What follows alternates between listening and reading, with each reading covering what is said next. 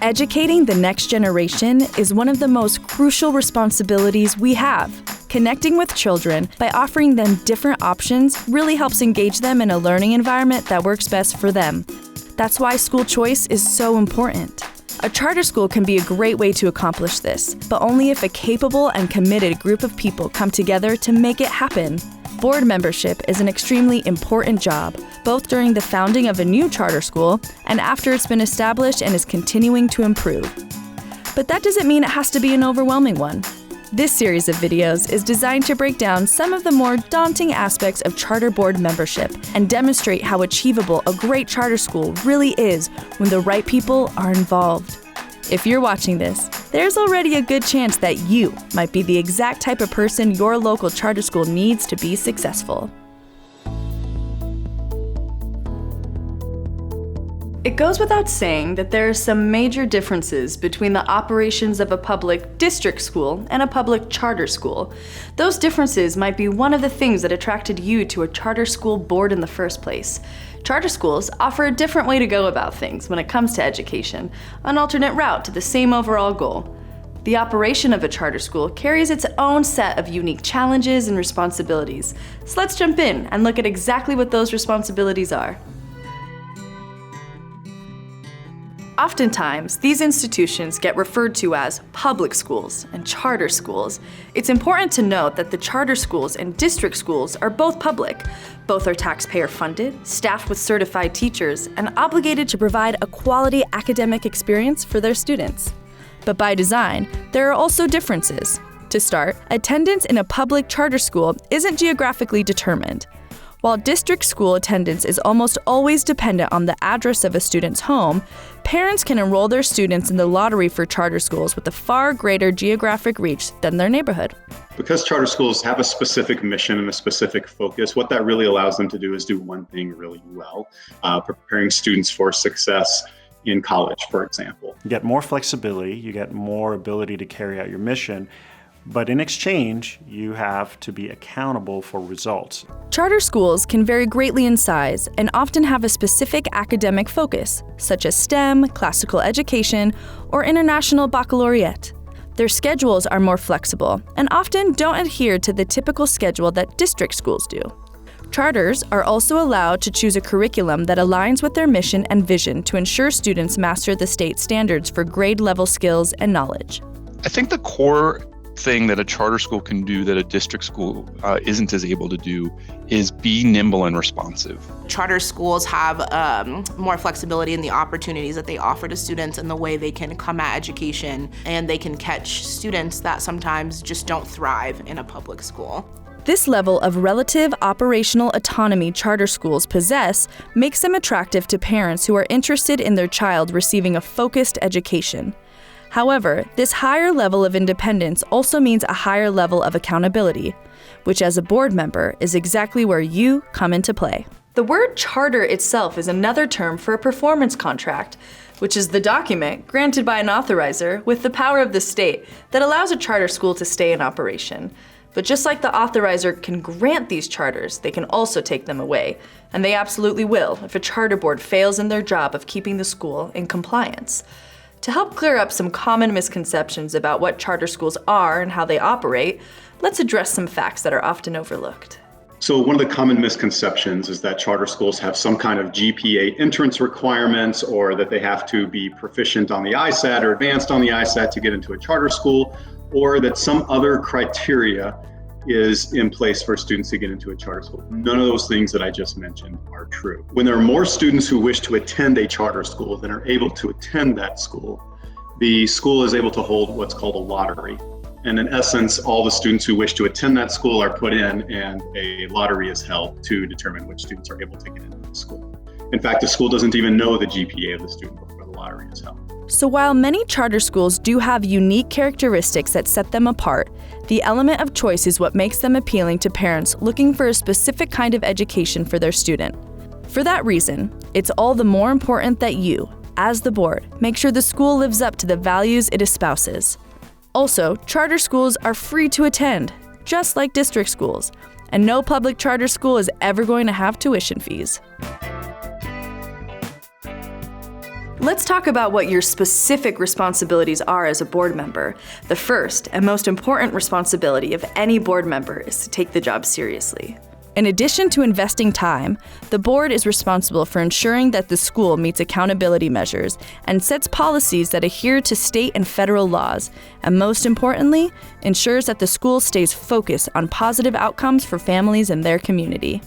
I think all schools, the expectation is that, you're working, you're reading everything, you're potentially having conversations with the executive director between meetings to provide guidance, and you're making hard decisions that impact a lot of people's lives. It's an active responsibility. One thing that we've done that's helpful is as we bring on new board members, we spend 3 to 6 months talking to them, have them attend board meetings with you so that everybody knows what they're getting into before they join. I think that alignment of vision and mission is really important. And when you both, your board and the administrator, have that common understanding of where we want to go, it really develops a checks and balance. Your board will take attendance before meetings, setting quorums that, if unmet, will prevent the meeting from happening. All this is to illustrate that just like the school students themselves, it's very important that board members are engaged and participate in scheduled meetings. And just like your school students, you're responsible for some homework beyond the meetings. It's not a giant, mountainous pile by any means, but you can expect to dedicate a couple hours per week of reading, information on finance, academic performance, whatever you need to absorb to be able to have an informed discussion when the next board meeting occurs. Remember, meetings are for discussing and making decisions on school-related issues, not for learning about them. High-functioning charter boards are full of very engaged board members who consistently prepare for those board meetings. So in addition to whatever time you're going to be in the meeting, you may have an hour to 2 hours a month of preparation work for that meeting. Be a little thoughtful about it before you decide to volunteer. It is a volunteer position. But I say don't be intimidated by it. Just make sure that you're motivated to do it. Another reason to be prepared is the very likely possibility that there will be members of the public there to witness the meeting.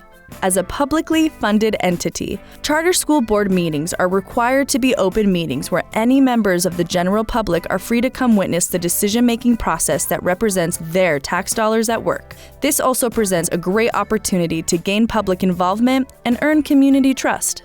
Naturally, it's in the best interest of the school itself for those in attendance to see the board as a well-oiled machine made up of members who are on the ball and studied up.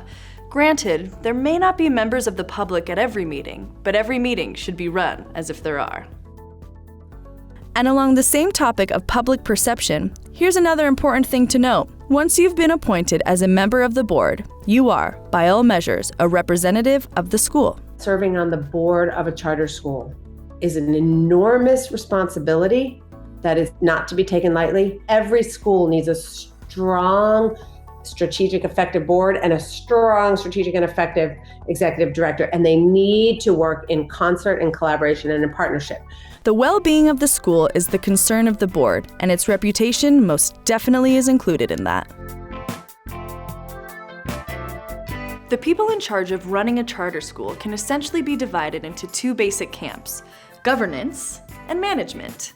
Management consists mainly of the school's faculty, the principal and vice principal, the administrators, anyone who helps facilitate the day-to-day logistics that make the school day happen. The school's CEO acts as the figurehead of management and is responsible for executing the vision and activities needed to run the school. The governance consists of you, the board. And as the school's governance, your role is mainly one of supervision for the management and dealing with broader, long-term, big-picture decision-making for the school as a whole. Ultimately, I think what makes a great board member is someone who realizes that it's about the kids. You have to put the kids first. And if you can do that and understand that your job is to make decisions at the policy level and leave the implementation to the school leadership, those are the two components that I think make a great board member. At their best, these two parties will operate together in a completely cohesive way that increases efficiency on both ends. Let's focus on the governance side of things. In general, your job is to keep in mind the original mission of the school and to ensure that the operations are staying in service of that mission.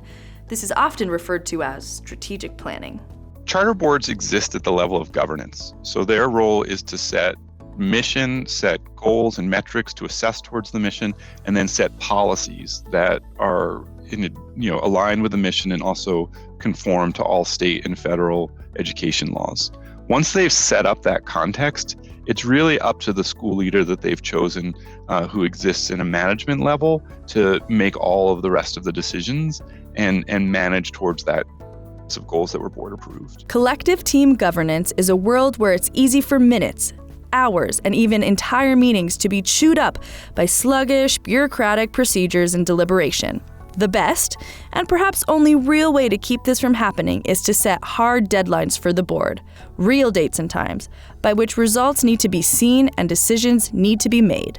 So we are here to make an impact. How do you stay laser focused on that North Star of making impacts for students and scholars so that they receive an educational opportunity that they deserve? It's especially important for a board member to know their responsibilities, because on rare, unfortunate occasions, they don't. And when board members lose sight of their role, the school suffers for it. We call this broken governance. What does broken governance look like? There are a few common indicators. Meetings tend to become disorganized, with members unprepared and understudied on the topics of discussion. Requirements begin to go unmet, and budgetary benchmarks get consistently missed. The structure of the board collapses, and the conduct requirements begin to go ignored, with members having discussion and making decisions outside the parameters of meeting time. I was a parent board member, had kids at the school and friends at the school, and so you'll get parents that want to come talk to you about board issues, and they're your friends, and your inclination is to be helpful and responsive. You have to be very careful to say, that's a question for the principal. If the principal doesn't answer it, then it's a question for the executive director. If you still have questions, here's this piece of paper you can file and ask questions at the board meeting. And that's a hard thing to do, but if you start as a board member being a direct conduit and bypassing your leadership, that really over time erodes that trust. You have to have that trust between the executive director and your board. When it comes to the running of a charter school, there's a pretty extensive list of do's and don'ts. There are too many to cover here, which is why it's critical for any effective governing board to be equipped with a handbook that can be consulted whenever confusion or questions of procedure present themselves. We'll be covering handbooks more in a later episode. In this episode, we went over some of the most basic key things to know about the operations of a charter school board. Do's, don'ts, responsibilities, and what you need to know to get started. As we go on, we'll be covering many of the more intricate workings of governance. But for now, feel free to review the episode, talk it over, and know you're well on your way to becoming a high-quality board member.